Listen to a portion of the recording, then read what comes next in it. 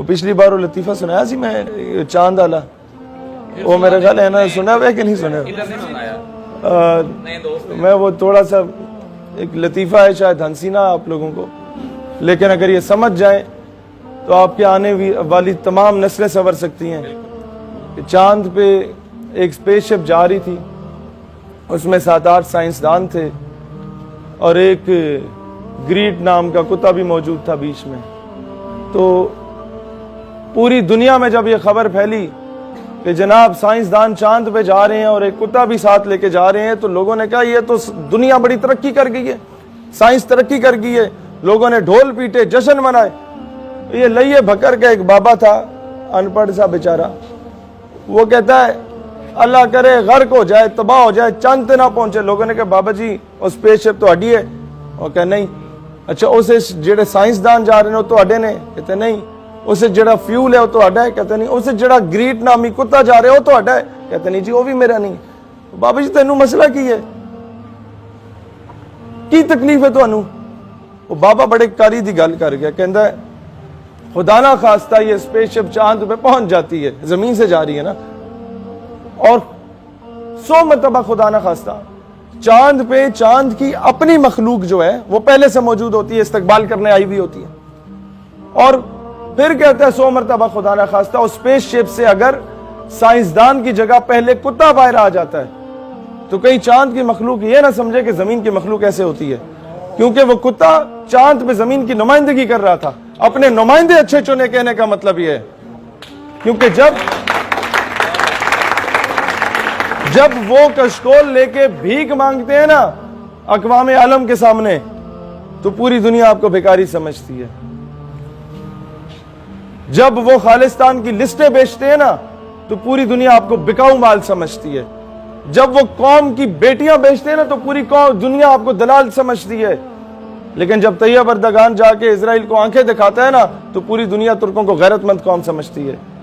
Plus point تھا ہمارے یہ جو اوپر الو کے پٹھے بیٹھے ہوئے ان لوگوں کے پاس کہ جب سٹیزن شپ ایکٹ کے مخالف تحریک پورے بھارت کا مسلمان نکلا تھا، آپ انہیں پاکستان کا پرچم تھما سکتے تھے اور ایک نئے پاکستان ہندوستان کے اندر ایک علیحدہ ریاست کی ایک امید کی کرن آپ بیدار کر سکتے تھے. لیکن الو کے پٹھوں نے کچھ نہیں کیا.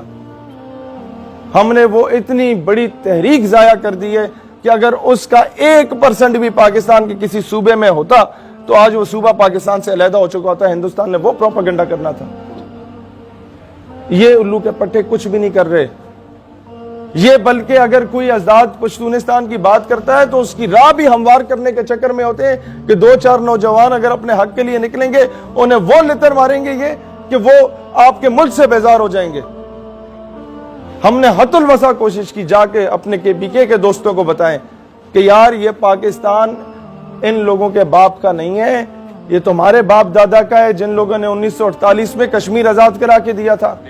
یہ تمہارے باپ دادا کے جنہوں نے جہاد افغانستان میں رشیا کو ترکمانستان، تاجکستان، کرگستان، قزاقستان میں توڑ مڑوڑ کے سپر پاور کو واپس پھینکا. لیکن مسئلہ یہ ہے کہ یہ الو کے پٹھے ہمارے اوپر حاوی ہیں پچھلے 70 سالوں سے. یہ ایسے غلام ہیں کہ ہمارے لیے جہاد وہی جائز ہے جس میں امریکہ کی خوشنودی حاصل ہو. امریکہ کہے کہ یہ جہاد ہے تو جہاد، امریکہ کہے دہشت گردی تو دہشت گردی. جس نے ہمارے عامر چیمہ شہید رحمت اللہ علیہ، انہوں نے جرمنی میں جا کے کوئی پینٹ کوٹ پہن کے ہی مارا تھا نا، شلوار قمیض پہن کے یا پراپر حلیہ بنا کے جاتے تو وہ تو قریب نہ نیڑے نہ لگنے دیتا. آپ کو کبھی کبھار کلین شیو بھی کرنی پڑے، گھس جائیں ان میں، کوئی مسئلہ نہیں ہے. ہمارے لوگ مصلحتاً میں آپ کو ایک بات بتاؤں. اب ایک اور اعتراض ہوتا ہے، آپ فلاں کے ساتھ کیوں بیٹھے، آپ نے فلاں بندے سے ہاتھ ملایا، اس کا تعلق تو فلاں مذہب کے ساتھ تھا. بھائی شکر ہے اس قوم کو ارطغرل نصیب ہو گیا. ارطغرل اپنے دشمن سے ہاتھ بھی ملاتا تھا، اگلی ملاقات پہ گلے بھی ملتا تھا، اس سے اگلی ملاقات پہ اسے کھانے پہ دعوت بھی دیتا تھا. پھر ارطغرل اسے اپنی وہ بکریاں بھی بیچتا تھا، قالینیں بھی بیچتا تھا، پھر جا کے گلا بھی کاٹ آتا تھا. تو آپ سمجھ جائیں ان چیزوں کو کہ کچھ چیزیں ڈپلومیٹک طریقے سے یا ٹیکنیکل طریقے سے آپ کو گھسنا پڑے گا. کفار کی صفوں میں آپ کو ہر جگہ پہ اپنا ایک اسٹرانگ ہولڈ بنانا پڑے گا. اس کے بعد جا کے اسلام کا پرچم، اس کا بول بالا ہو سکتا ہے. یہ جاسوسی کیوں، اس کا ایک پورا میکینزم ہے. جب یہ ہمارے سٹیک ہولڈرز کچھ نہیں کر رہے تو ہمیں کرنا پڑے گا. سٹیک ہولڈرز نے تو لسٹیں بیچنی تھی جا کے, سٹیک ہولڈرز نے تو کس طریقے سے کشمیر کو بیچا, سٹیک ہولڈرز نے تو کس طریقے سے مطلب قوم کی بیٹیوں کو بیچا. اب جب وہ کچھ نہیں کریں گے تو ہمیں ظاہری سی بات ہے, ہم نے تو یونیورسٹیز میں بچوں کو پروجیکٹ دیے ہوئے ہیں کہ بنگلہ دیش پہ کام کرو, کہ کس طریقے سے بنگلہ دیش کی اپوزیشن, بنگالی کے کورس کرنے لگ گئے ہیں ہمارے تنظیم کے نوجوان, کہ کس طریقے سے وہاں کی اپوزیشن جماعتیں جو مذہبی جماعتیں ہیں ان کو پاکستان کی فیور میں دوبارہ کیا جا سکے, کس طریقے سے جوناگڑھ میں دوبارہ آزادی کی تحریک چلی جا سکتی ہے. جو لوگ آج ہندوستان سے بیزار ہیں, یہ تب تک ہم لوگ حقیقی معنوں میں خود مختار ریاست نہیں ہو سکتے جب تک ہماری فورن پالیسی آزاد نہ ہو. ہم کہتے ہیں امریکہ کو, بھارت کو, ان ریاستوں کو تم نے بھائی بنانا ہے, بنا لو, باپ نہ بناؤ. فورن پالیسی کا ایک مقصد ہوتا ہے, there is hell lot of a difference between بھائی and باپ, کہ برابری کی سطح پہ بات کرو. پاکستان جب بنا تھا تو قائد اعظم رحمت اللہ علیہ جب اپنا کوئی نمائندہ بھیجا برطانیہ میں تو کوئی سیکٹری لیول کا بندہ, اس کے برابر کا بندہ نہیں, سیکٹری لیول کا بندہ استقبال کرنے آیا. تو جب برطانیہ کا کوئی وزیر ادھر آتا ہے تو قائد اعظم کوئی بہت ہی کلرک لیول کے بندے کو بھیجتے ہیں کہ جاؤ پھولوں کا گلدستہ بھی نہ دو اور کارپیٹ بھی نہ لگاؤ, اور اسے بولا آؤ. یہ ہوتی ہے برابری کی سطح پہ بات کرنا. کھانے کو ککھ بھی نہیں تھا ہمارے پاس, لیکن برابری کی سطح پہ بات کی جاتی تھی. تبھی ان کا سفیر آتا تھا تو پورا جھک کے اپنی عرضداشت ملکہ برطانیہ کی پیش کرتا تھا قائد اعظم کو. کیا وجہ تھی؟ کہ وہ کرپشن نہیں کرتے تھے, وہ بھیک نہیں مانگتے تھے اقوام عالم سے. یہ فرق ہے قوموں میں.